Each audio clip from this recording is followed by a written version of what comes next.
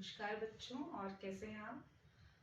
इन दिनों आप अपने पेरेंट्स की सहमति से विद्यालय भी आ रहे हैं और हम आपको गृह कार्य व्हाट्सएप पे भी भेज रहे हैं और आप समझने के लिए भी आ रहे हैं। लेकिन जो गृह कार्य आपको दिया जा रहा है उसमें कहीं परफेक्शन नहीं मिल रहा है। और जो आपको होमवर्क दिया गया कि कवियों का परिचय लिखिए या लेखकों का परिचय लिखिए, तो आप एक पैराग्राफ राइटिंग के रूप में आप उसको लिख रहे हैं। तो मैं आज आपको एक तरीका बता रही हूँ कि किस तरह से आपको कवि अथवा लेखकों का परिचय लिखना है।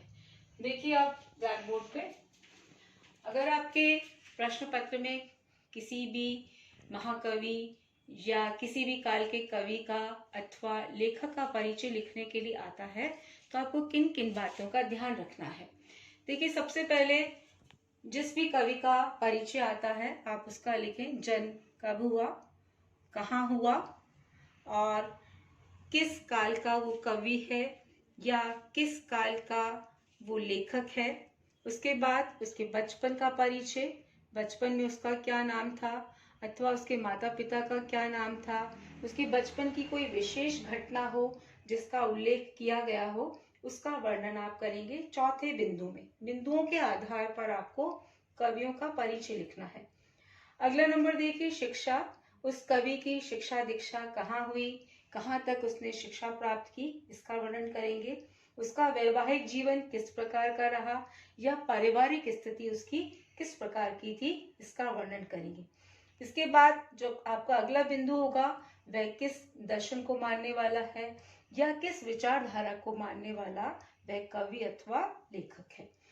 अगला देखिए, उस कवि को या लेखक को क्या क्या सम्मान प्राप्त हुए, किन किन उसकी काव्य या पुस्तकों पर उसे पुरस्कार प्राप्त हुए, उसे लिखना है। अगला आपका बिंदु रहेगा उस कवि या लेखक की कौन कौन सी प्रमुख रचनाएं हैं।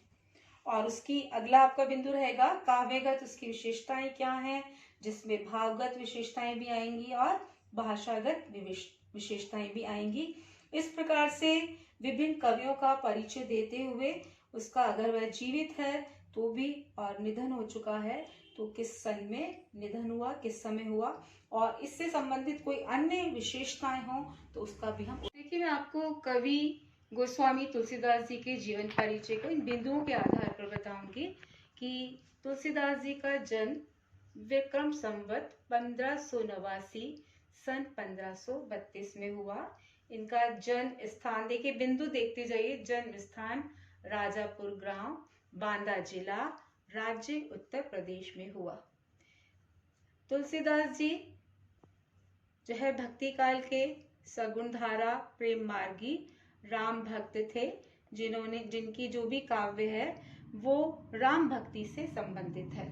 अब देखिए, उनका बचपन का समय किस प्रकार का था। जब उनका जन्म हुआ तो मूल नक्षत्र में जन्म हुआ और उनके पिता राजपुरोहित थे जिनका नाम आत्माराम था और माता का नाम तुलसी देवी था। बचपन में इनको राम बोला नाम से पुकारा जाता था। ऐसा माना जाता है कि जब वो पैदा हुए तो उनके मुख से राम शब्द का उच्चारण हुआ, इसीलिए उसे राम बोला नाम दिया गया। इनका जो बचपन था वह संघर्षमय रहा, क्योंकि अनिष्ट मानते हुए, अशुभ मानते हुए इनको माता पिता ने त्याग दिया और मुनिया नाम की दासी ने इनका लालन पालन किया। इस प्रकार से एक महाकवि तुलसीदास जी जो पूरे संसार को, पूरे भारत को जो है रामचरितमानस जैसा ग्रंथ दिया, उनका बचपन कितना संघर्षमय था। देखिए, आगे इनकी शिक्षा दीक्षा किस प्रकार से हुई। इनके जो आध्यात्मिक गुरु थे नरहरिदास थे और जो शिक्षा गुरु थे वह काशी के शेष सनातन जी महाराज थे। कई किंवदंतियां प्रचलित हैं कि जब इन्हें शिक्षा प्रदान की जा रही थी तब तुलसी का एक पत्ता इनके माथे पर गिरा। तब से कवि, इनके जो गुरु हैं आध्यात्मिक गुरु नरहरिदास ने इनको तुलसीदास का नाम दिया, ऐसा कहा जाता है।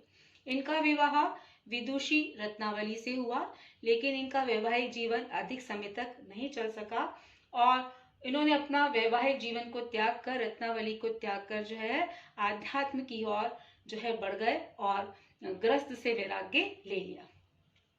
इनका जो दर्शन था, विचारधारा थी, वह वैष्णव थी और हिंदू धर्म पर आधारित थी।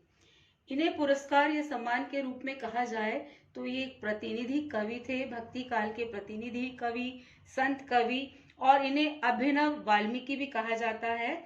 और साथ ही साथ इनको गोस्वामी जो है, इनको पद प्राप्त हुआ, गोस्वामी के नाम से इन्हें जाना जाने लगा। इनकी जो रचनाएं हैं वो प्रमुख रचनाओं में से रामचरितमानस जो घर घर में पढ़ी जाती है, विनय पत्रिका है, कवितावली है, दोहावली, पार्वती मंगल, गीतावली, जानकी मंगल, वैराग्य संदीपनी, वैरवे रामायण जो दोहे जिसमें लिखे गए हैं, ये इनकी प्रमुख रचनाएं हैं। अब देखिए, इन रचनाओं के आधार पर ही हम क्या करते हैं, इनकी काव्यगत विशेषताओं का वर्णन करते हैं। ऊपर आपने देखा कि विभिन्न बिंदुओं के आधार पर हम कवि तुलसीदास जी का जीवन परिचय पढ़ रहे हैं। देखिए, काव्यगत विशेषताओं में हम उनकी विचारधारा और भावों का अध्ययन करते हैं, साथ ही साथ भाषागत विशेषताएं कि उनकी जो साहित्य है वह किस भाषा में लिखा गया, उन्होंने अलंकारों का प्रयोग किया या किन छंदों का प्रयोग किया, उसका वर्णन, या काव्य के गुणों का और दोषों का वर्णन जो है भाषागत विशेषताओं में किया जाता है। देखिए, कवि तुलसीदास की जो है काव्यगत विशेषताओं के अंदर हम कहेंगे कि वो उनका जो साहित्य था वो समन्वयवादी प्रवृत्ति का था, लोकहित और मंगलकारी है, और उन्होंने जो है भक्ति और ज्ञान का समन्वय किया, वैष्णव और शैव का समन्वय है, निर्गुण और सगुण का, आदर्श, नीति, स्नेह, त्याग, न्याय, विभिन्न जनहितकारी जो भी कार्य थे उनका वर्णन उनके साहित्य में मिलता है। उन्हें एक लोक नायक के रूप में भी हम जानते हैं। भाषा और संस्कृति का, मर्यादा, त्याग, और इस प्रकार का जो इनका साहित्य है, इसीलिए इनकी काव्यगत जो विशेषता है, इन्होंने मानवीय दायित्वों को जो है अपने काव्य में स्थान दिया है। साथ ही साथ नारी चरित्रों पर भी बल दिया है कि एक नारी किस प्रकार से, अगर हम मंदोदरी का वर्णन करें तो किस प्रकार से मंदोदरी रावण जैसे व्यक्ति को समझाती है कि वह राम के चरणों में नतमस्तक हो जाए और उससे जो है युद्ध ना करे। तो नारी जो है समाज का कल्याण करने में किस तरह से अग्रसर रहती है। आगे देखिए, भाषागत विशेषताओं के अंतर्गत उनका जो साहित्य है अवधी और ब्रज भाषा है, और अलंकारों के रूप में उन्होंने विभिन्न अलंकार, रूपक, उपमा, उत्प्रेक्षा, अनुप्रास का उन्होंने वर्णन किया है। जो उनके दोहे और चौपाई हैं उसमें इस प्रकार के अलंकार दिखाई देते हैं। और अवधी और ब्रज भाषा का परिमार्जित रूप दिखाई देता है। छंदों में उन्होंने दोहा, चौपाई और सर्वज्ञ का प्रयोग किया है। काव्य की विभिन्न शैलियों का वर्णन उनके साहित्य में देखने को मिलता है। साथ ही साथ काव्य के विभिन्न गुणों का उल्लेख भी उनके दोहों और चौपाइयों में मिलता है। अब इनका निधन, अगला हम बिंदु लेते हैं। निधन विक्रम संवत 1680 सन 1623 श्रावण शुक्ल की सप्तमी पर हुआ, और गंगा के किनारे माना जाता है कि इनका निधन जो है सप्तमी पे, श्रावण शुक्ल सप्तमी पर गंगा के किनारे हुआ। अगर हम कहें कि अन्य जो विशेषताएं हैं, आज भी उत्तर प्रदेश चित्रकूट में तुलसी पीठ है जहां पर तुलसीदास जी की प्रतिमा को स्थापित किया जाता है। इन्होंने अमानवीय कार्यों के विरुद्ध एक आंदोलन के रूप में रहे और प्रेरणा के पुंज रहे, और इस आधार पर हम कह सकते हैं कि जो तुलसीदास जी हैं, जो आज भी हमारे भारतीय समाज के लिए एक मिसाल है, और उनका जीवन इतना संघर्षमय रहा। अब आपने बच्चों देखा कि हमने इन विभिन्न बिंदुओं के आधार पर कवि तुलसीदास जी का परिचय यहाँ प्रस्तुत किया है।